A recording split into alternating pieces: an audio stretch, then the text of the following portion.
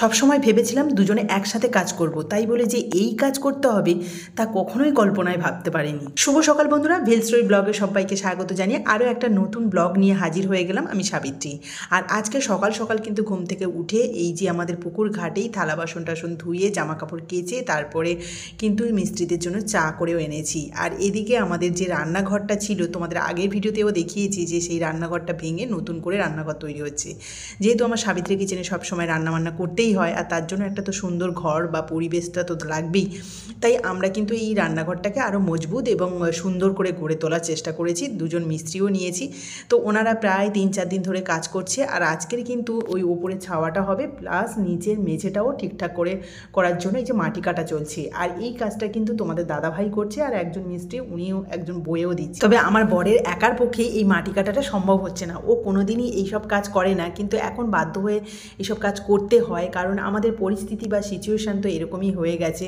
মানে একদম ঘরোয়া যে গ্রামীণ কাজকর্মগুলোই করতে হয়, অথচ কিন্তু এই যে পড়াশুনো সবাই করেছি, খুবই শিক্ষিত হয়েছি, কিন্তু শিক্ষিতর মূল্যটা আমাদের দেশে বা আমাদের রাজ্যে নেই। সেই জন্য এই যে মূল্যবোধ বলো আর মূল্যহীন বলো, সব কিছু ছেড়ে ছুড়ে দিয়ে কিন্তু আমরা এইসবই কাজ করছি।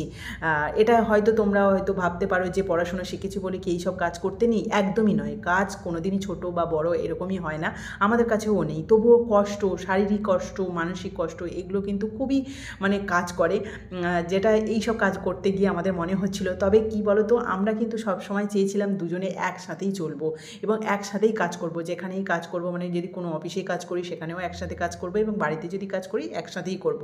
তো এই কাজটা আমরা যেহেতু বেছে নিয়েছিলাম, তার জন্যই কিন্তু যত কষ্ট হোক আমরা দুজনের হাত ছাড়ি না এবং কষ্টটাকে দুজনে মিলেই ভাগ করে নিই। তাই ও একা যখন মাটি কাটছে, পাচ্ছে না, কষ্ট হচ্ছে, তখন কিন্তু আমি চলে এসেছি একটা কোদাল নিয়ে মাটি কাটার জন্য।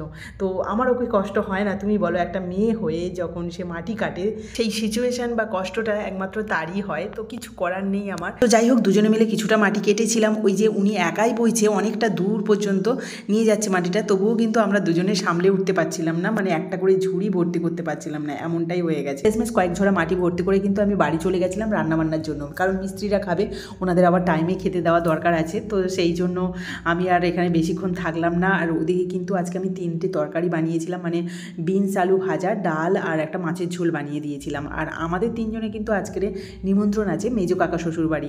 1:15 বাজে, এখন যাচ্ছি কুটুরি, মানে যে একাদশী আজকে, তো কুটুরি খাওয়া দাওয়া রয়েছে। তো মেজো কাকাদের সবাই একাদশী করে, আজকে খাওয়া দাওয়া দিচ্ছে, সেখানে আমাদের 3জনের নিমন্ত্রণ রয়েছে। তাই 3জনের এই বাচ্চাটার নিমন্ত্রণ আছে, বাচ্চাটা নিমন্ত্রণ আছে, ড্রেস দিতে হবে। মানে আমাকে বলছে তুমি যেটা বাড়িতে পরেছিলে সেটাই কি পরে যাচ্ছ, মানে নাইটি পরেছিলাম সেটা শাড়িটা পরলাম কেন, ওকে তেমনি নতুন জামা দিতে হবে। নতুন জামা দিতে হবে, একটা জামা দাও, শুধু দাও, একটা ভালো ভালো দেখে জামা দাও। তোর কোনটা পছন্দ দেখে নে। তুমি তো পরেছে ওটাই পরে আছো। তো আমি তো চান করলাম, চান করে ওটা পরলাম।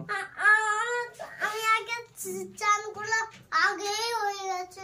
এই গেঞ্জিটা পরবি? ঠিক আছে, ভালো গেঞ্জিটা দাও। Good, wow wow, very very good,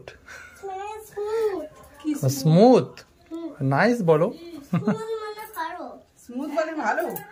দাও কুট্টুসকে বন্ধুরা কেমন লাগছে বলো, ড্রেস চেঞ্জ করে নিয়েছি কুট্টুস, কেমন লাগছে? সুন্দর সুন্দর, বাহ, জিরো লেখা আছে, একটা বড় জিরো, ও পরীক্ষায় মনে হয় এটা পেয়েছে, বিগ জিরোটা পরীক্ষায় পেয়েছে কুট্টুস। এই জুতোটা পর, বোতাম আটকাচ্ছে, এই জুতোটা পর, চলো বাড়ির কাছে বলে আমার বোতাম আটকাচ্ছে।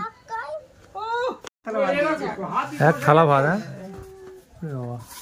এইটা কিন্তু ভালো জিনিস, এই যে এইটা শাক ভাজাটা, আরে এটা তো কড়াই শাক ভাজা, যে এবার তো আমাদের মানে খাওয়া হয়নি না, আর সিমও আছে এর সঙ্গে, তো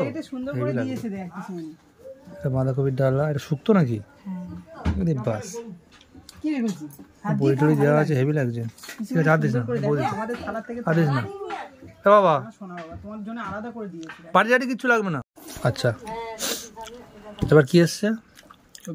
সবজি ডাল খাওয়াও হয়ে গেল প্রায়, আবার এখানে মাছের ঝালও আছে, এটা ধনে পাতা দিয়ে না, হেভি। এটা কি মাছ বলে জানো? আর এটা পুকুরের মাছ, তাই তো? পোনা, সিলভার কাপ, আরে সাইজ কি মাছ, এত বড় পিস ভাতের থেকে। এই গুড্ডুস, তুই কোন মাছটা খাবি রে? সিলভার কাপ, সিলভার কাপ খাবি? হ্যাঁ, আমার ভয় লাগছে এবার তো। খাওয়া দাওয়া হ্যাঁ, প্রচুর মানে প্রচুর ভাত খাওয়া যাচ্ছে না বেশি, এত কিছু রান্না করেছে। আমি আসবো ভাবছিলাম কিন্তু সময়ও হয়নি আমার। আমাদের আরো চাপ হয়ে গেছে। দেখে যাই, এখন খেয়ে নেওয়ার কি হবে। মাছ চলে আসছে, এই দেখো। কোন মাছটা খাবি বল, কোন মাছটা?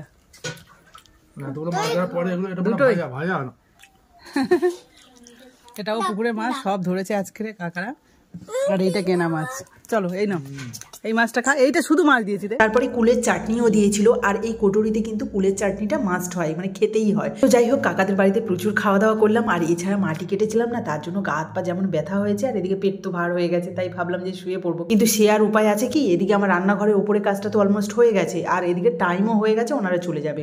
অথচ আমার মেঝের কাজটা কমপ্লিট হয়নি, তাই মন খারাপ হয়ে যাচ্ছিল যে কি করব। কালকে থেকে তো আমার অবশ্যই সাবিত্রী কিচেনে রান্না শুরু করতেই হবে। তাই তোমাদের দাদাভাইকে বললাম, আমি মাটি কাটছি, চলো তুমি একটু বয়ে দাও। শেষে আমাদের পরিস্থিতি দেখে আমার শাশুড়ি মা একটু এগিয়ে এলো, আর তারপরে কিন্তু কিছুটা মাটি এখানে ভরাট করা হয়েছে, আরও কাজ বাকি রয়েছে।